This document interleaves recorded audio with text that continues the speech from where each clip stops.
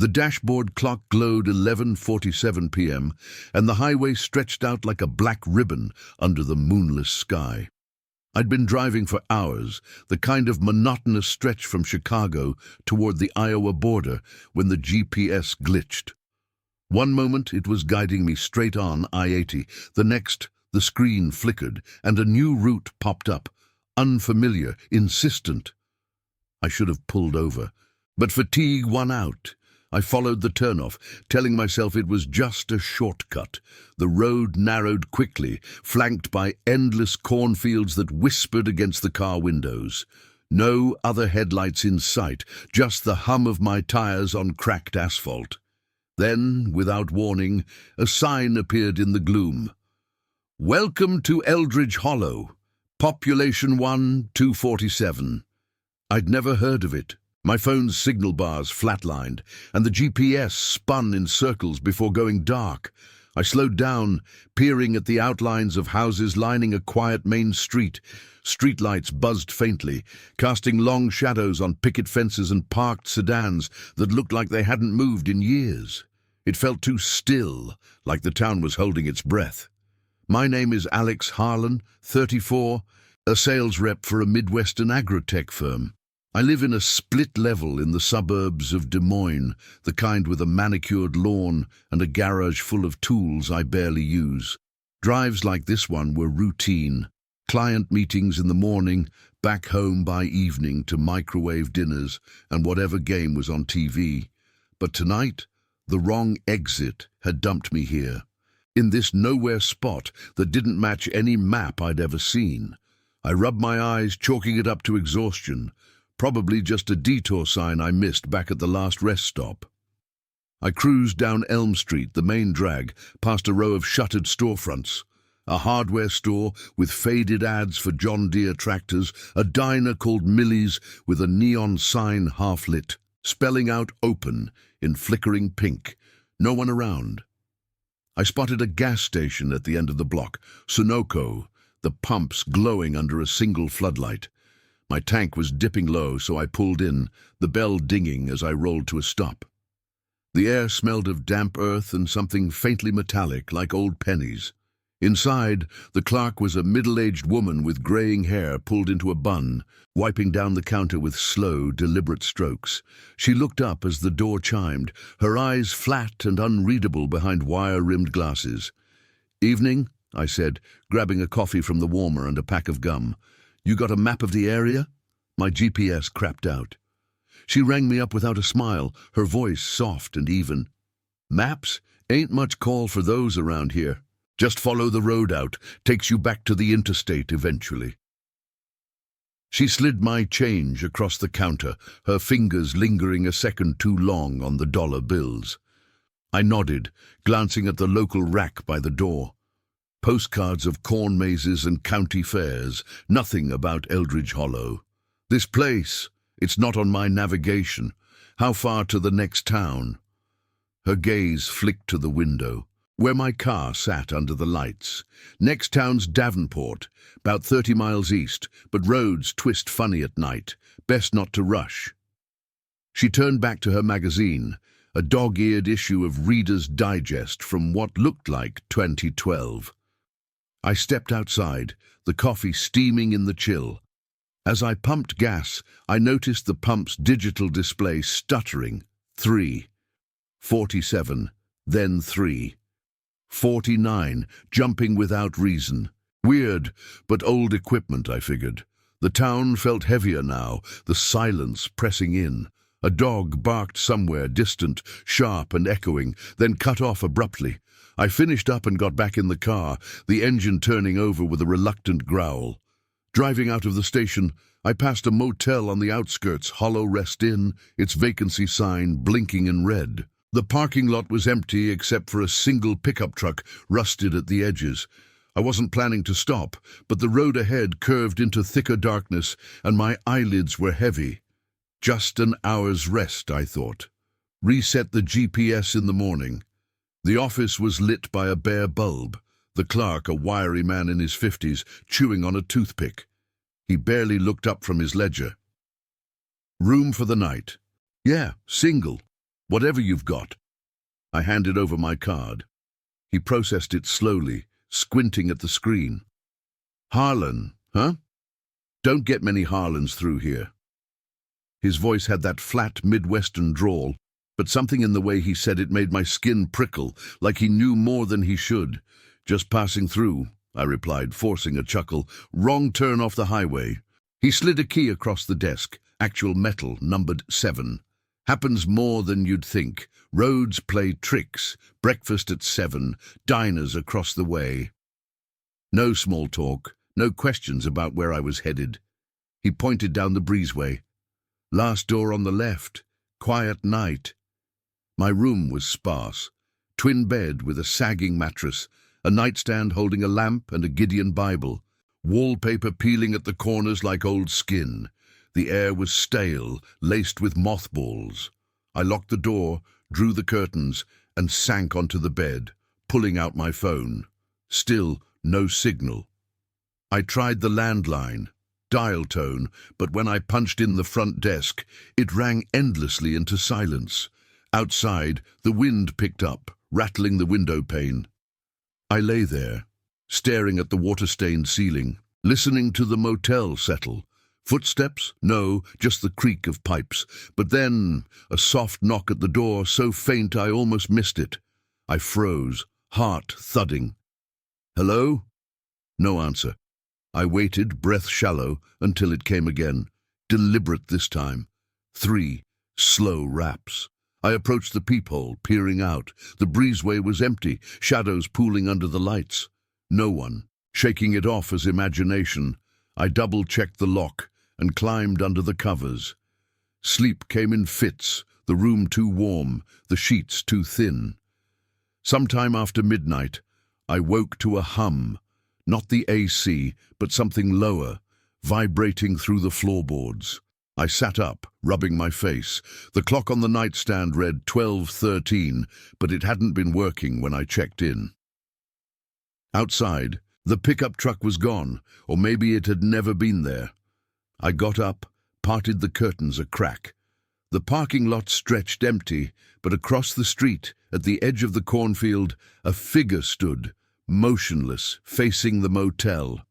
Too far to make out details, just a silhouette against the faint horizon. I blinked, and it was gone. The hum faded. Just a trick of the light, I told myself, sliding back into bed. But as I drifted off, the unease lingered, a quiet weight in my chest. Eldridge Hollow wasn't just off the map. It felt like it didn't want to be found. And in the morning I'd drive out, back to the highway, back to normal. That's what I told myself anyway. The morning light filtered through the thin curtains like a reluctant intruder, grey and diffused, as if the sun itself was unsure about breaking through over Eldridge Hollow. I stirred under the scratchy blanket, my neck stiff from the lumpy pillow, the events of the night before blurring into half-remembered fragments. The silhouette in the cornfield, had it really been there? I sat up, glancing at the nightstand clock. It still read 12:13, frozen in time, mocking the digital glow of my phone that now showed 7:02 a.m. No signal, of course. I splashed water on my face in the tiny bathroom, the faucet sputtering rusty droplets before running clear. The mirror reflected a man who looked more worn than yesterday, shadows under my eyes, stubble creeping in. Just get out, I thought. Fuel up, find the highway, and forget this detour. I packed my overnight bag, really just my laptop case and a change of clothes from the trunk, and headed to the office. The clerk from last night was there, same toothpick, same ledger, as if he hadn't moved. "Checking out," I said, sliding the key across the desk. He nodded slowly, eyes scanning the page without really looking. "Sleep all right, Mr. Harlan?" "Fine. Road's clear today." Clear as they get. He handed back my card, his fingers brushing mine with that same deliberate pause. "Watch for the curve up ahead. Takes you right back."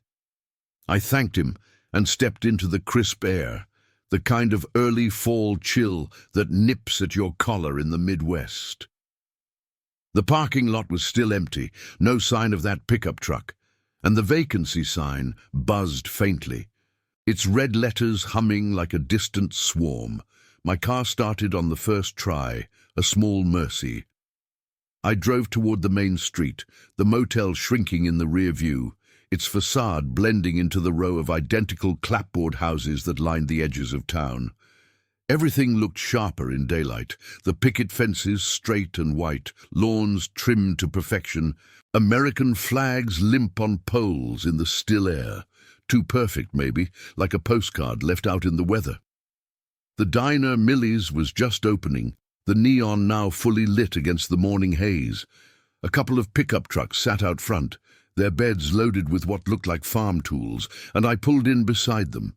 The bell above the door jingled as I entered, the scent of bacon and fresh coffee wrapping around me like an old friend. It was a classic spot, red vinyl booths, checkered floors, a jukebox in the corner playing faint country tunes from decades ago. Behind the counter, a waitress in a starched apron poured coffee for two men at the stools, both in flannel shirts and ball caps emblazoned with seed company logos. "Morning," she said, her smile warm but brief, like she'd practiced it in a mirror. "Booth or counter?" "Booth's fine." I slid into one by the window overlooking the empty street. She brought a menu, laminated and sticky at the edges, listing the usual. Eggs, pancakes, biscuits and gravy. Just coffee and the number 3, scrambled bacon toast. "Coming right up." She jotted it down and vanished into the kitchen, where the sizzle of the grill provided a comforting backdrop. The two men at the counter glanced my way, then back to their plates, murmuring in low tones. One was older, maybe 60s, with a weathered face and hands calloused from years in the fields. The other, younger, nodded along, his eyes darting to the window now and then.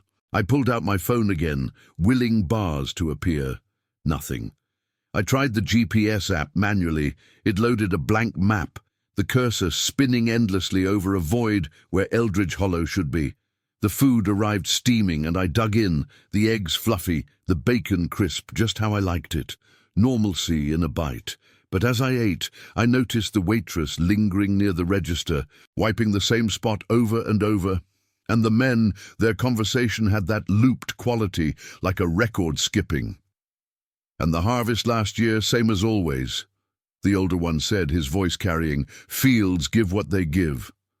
"Yeah, same as always," the younger echoed almost verbatim.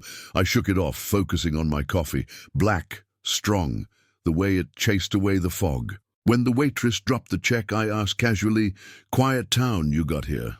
How long's it been around?" She paused, rag in hand. "Long enough. Folks come and go, but the Hollow stays." Her eyes met mine for a beat longer than necessary. Then she turned away. I paid in cash, better than tempting the card machine again, and stepped outside. The street was stirring now. A few locals in Carhartt jackets heading to their trucks, but no one waved or nodded. It was like I was a smudge on their landscape, visible but not worth acknowledging. I got back in the car, engine humming to life, and followed the clerk's directions. Straight down Elm, past the hardware store, and take the curve west toward the interstate. The road out of town was paved but potholed, flanked by those endless cornfields, the stalks golden and dry, rustling in a breeze that carried the faint scent of earth turned over. A mile or so in, the curve appeared. A gentle bend to the right, marked by a weathered sign. I-80 West, 12 miles. Relief washed over me, almost free. But as I rounded it, the fields gave way to more houses, identical to the ones on Elm Street. Wait. No, that couldn't be. I slowed, peering at the street sign ahead. Elm Street. My stomach tightened. I'd looped back. I accelerated, telling myself it was a parallel road, a common mix-up in these gridless rural stretches. But the diner flashed by on my left, Millie's neon still glowing, the same two pickups out front. No way. I punched the wheel, heart picking up pace. The GPS flickered back on briefly, showing my position as unknown location, the route arrow pointing in a tight circle. Pulling over at the edge of the field, I killed the engine and stepped out, the gravel crunching under my shoes. The air was thicker here, heavy with the promise of rain that never came. I walked a few paces, phone held high like a divining rod. Still nothing. In the distance, back toward the town proper, I spotted movement, a figure by the gas station watching. The clerk from the motel?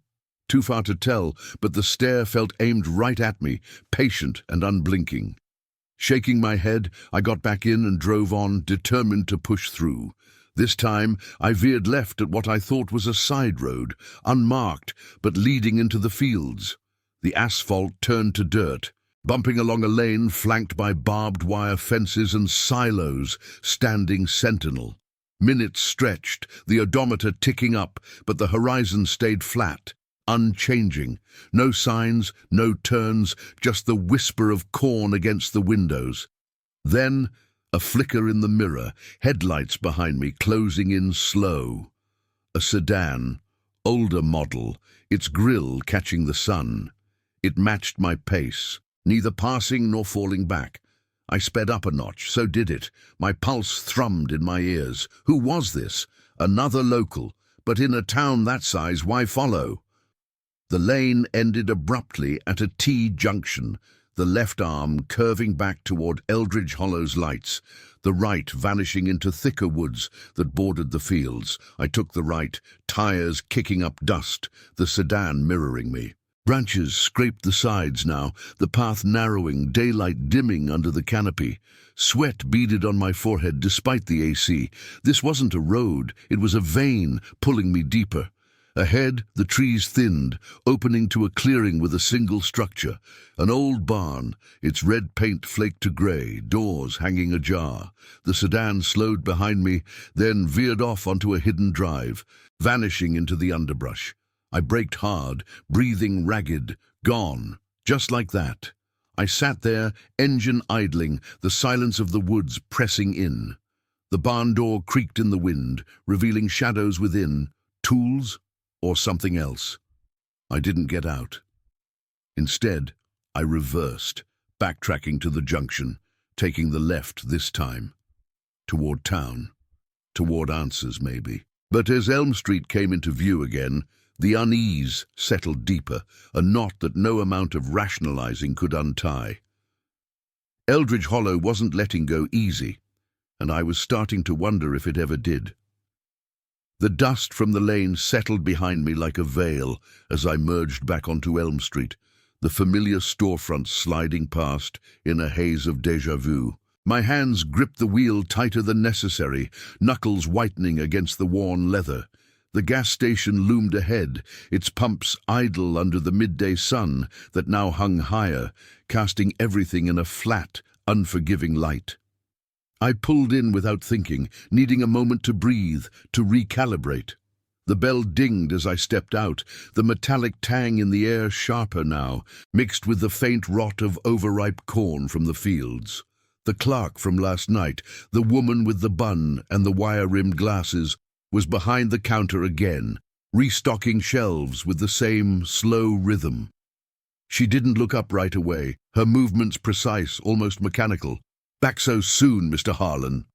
Her voice carried that soft evenness, but there was an undercurrent now, like water running over stones. I froze midway to the counter, coffee pot in hand. How did she know my name? I'd paid cash at the station last night. No ID flashed. "Yeah, just topping off. Directions to the interstate. Clear ones this time." She straightened, sliding a pack of cigarettes into place. Her eyes met mine through the glasses, steady and unblinking. "Told you, roads twist. But if you're set on leaving, take the old mill road north. Past the water tower, it straightens out." She pointed vaguely toward the window, where the town's water tower rose like a rusted sentinel against the sky, its faded letters spelling Eldridge Hollow, Esther 1892. I nodded, pouring the coffee with hands that trembled just enough to spill a drop on the counter. She wiped it away without comment, her rag moving in circles that seemed to trace the same path over and over. As I paid, I glanced at the local rack again. Same postcards, same county fair ads. But now I noticed the dates on the flyers, all from 2012, yellowed at the edges. This town, it's quiet. Everyone know each other. Pretty much, she said, her smile thin as a razor. We keep to ourselves. Safer that way. She handed back my change, fingers lingering again, and for a split second I swear her gaze dropped to my left hand, where my wedding band used to sit before the divorce 2 years back. But I wasn't wearing it. Was I? Shaking it off, I hurried to the car, the engine roaring to life like a protest. The Mill Road, she'd said north, past the water tower. I followed Elm Street out, veering right at the edge of town, where a faded sign pointed to Industrial District. The pavement roughened, bumping over railroad tracks long disused, weeds pushing through the gravel. Houses thinned out here, giving way to chain-link fences and abandoned lots, the kind that dotted the rust-belt edges of the Midwest. The water tower came into view, its shadow stretching long across a cracked parking lot. I slowed as I passed, peering up at the tank. Something glinted on its side, not the town name, but a smaller inscription, half eroded. Population 1, 247, forever. Odd phrasing, like a slogan from some forgotten Chamber of Commerce campaign. The road curved north, narrowing into a 2-lane blacktop flanked by overgrown ditches and skeletal trees, their branches clawing at the sky. No cornfields here, just scrubland, the earth baked dry under seasons of neglect.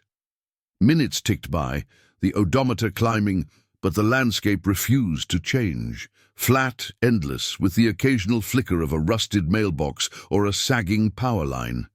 My phone stayed dead, the battery icon mocking me at 87% with no bars. I fiddled with the radio, static hissing through the speakers before snagging on a faint signal. A local station, AM, crackling with an oldies tune, Patsy Cline's voice warbling about walking after midnight. Comforting almost until the DJ cut in, and that's the news from Eldridge Hollow, folks. Same as yesterday. Clear skies, harvest steady. Stay safe on those back roads. I switched it off, the silence rushing back heavier. Had I passed the mill, no sign of it, just more nothing. Doubt crept in, slow and insidious. Maybe I'd missed the turn, or maybe the directions were wrong on purpose. I glanced in the rear view, no car behind, no dust trail, alone, utterly.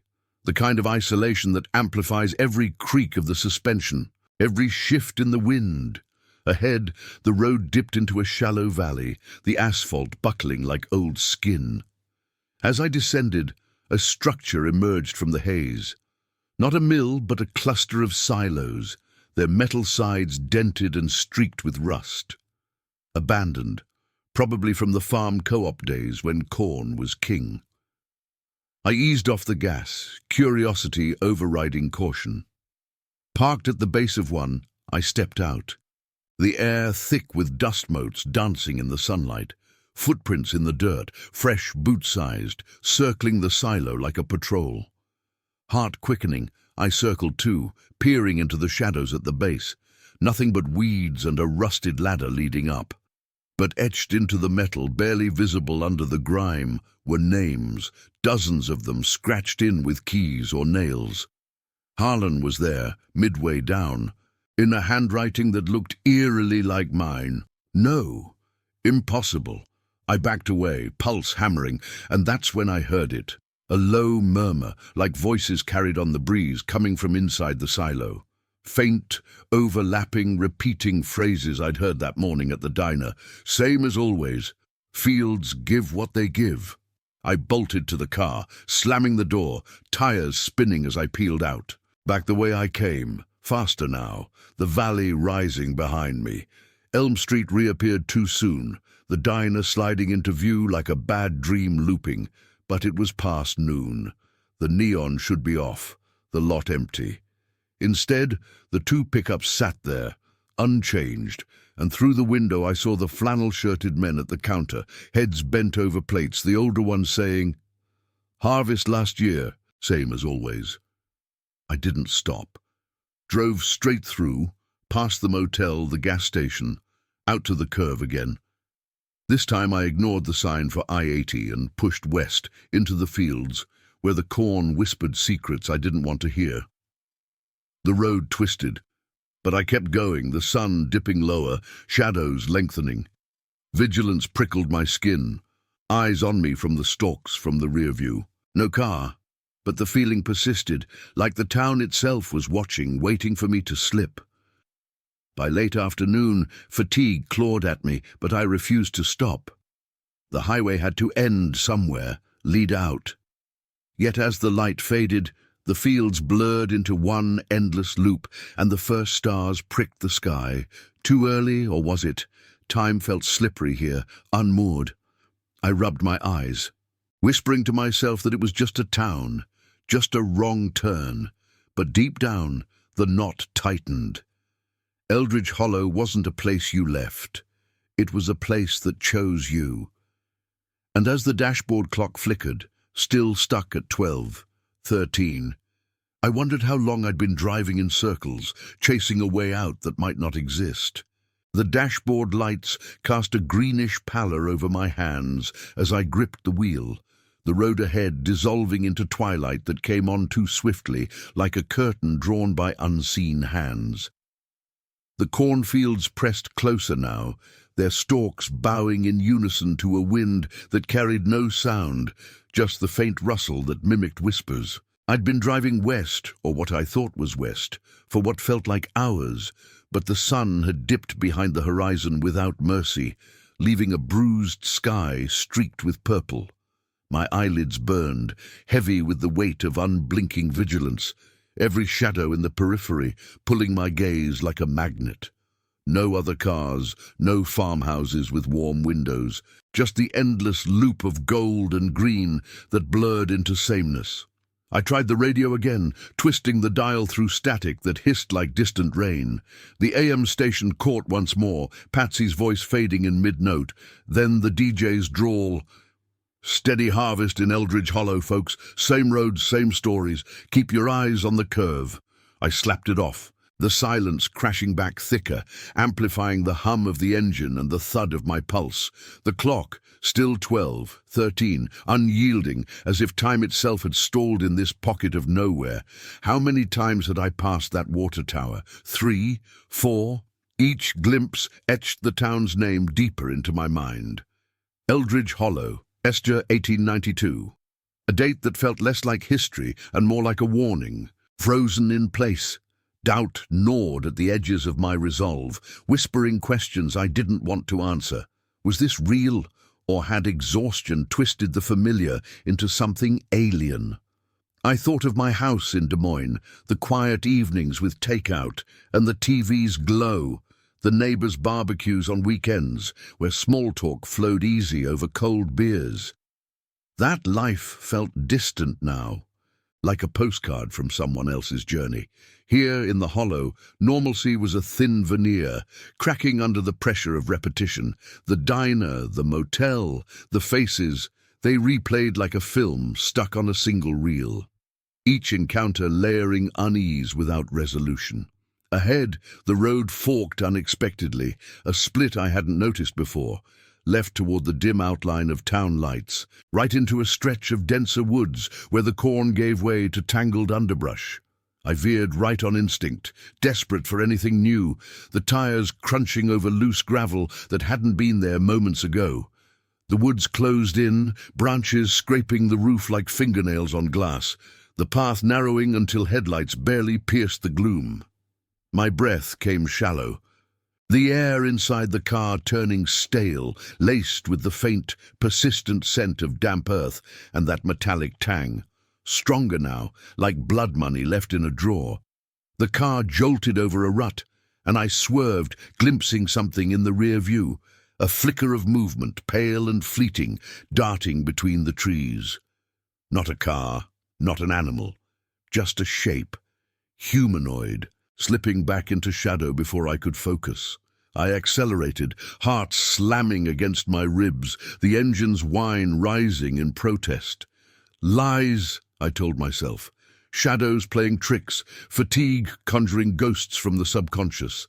But the feeling of being followed persisted, not with pursuit, but with a patient observation, as if the hollow itself had eyes embedded in every leaf and root. The woods thinned abruptly, spilling out onto a gravel lot, fronting what looked like an old community hall, its clapboard siding weathered to grey, windows dark and shuttered. A sign out front, half buried in weeds, read, Eldridge Hollow Grange. Meetings every Thursday. No date, no year. I killed the engine, the sudden quiet deafening, broken only by the tick of cooling metal. Why stop? Part of me screamed to keep driving, but another part, the curious salesman in me always chasing the next lead, pulled me out. Maybe a phone inside, or a map pinned to a wall, anything to break the cycle. The door creaked open on rusty hinges, unleashing a puff of musty air thick with dust and forgotten paper. The interior was dim, lit by slivers of moonlight filtering through cracked panes, revealing rows of folding chairs stacked against one wall and a podium scarred by years of use. Posters lined the walls, faded announcements for harvest festivals, town meetings, all dated 2012, the ink bleeding into sameness.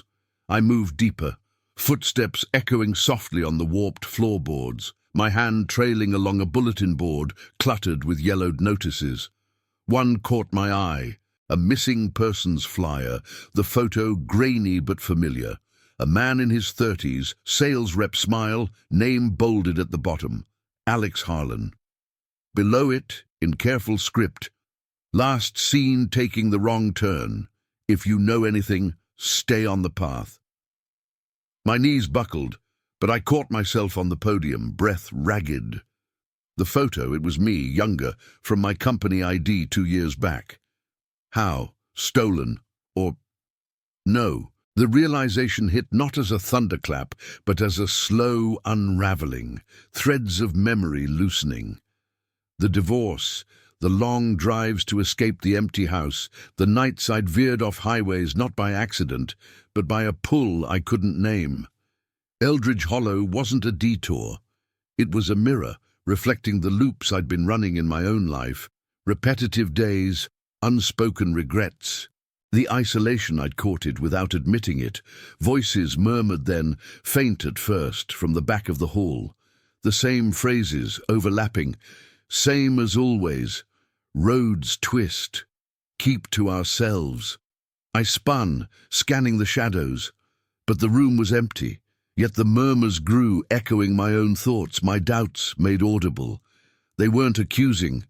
They were inviting. A chorus that promised belonging in the stillness. I backed toward the door, the weight of understanding settling like fog. This place didn't trap strangers.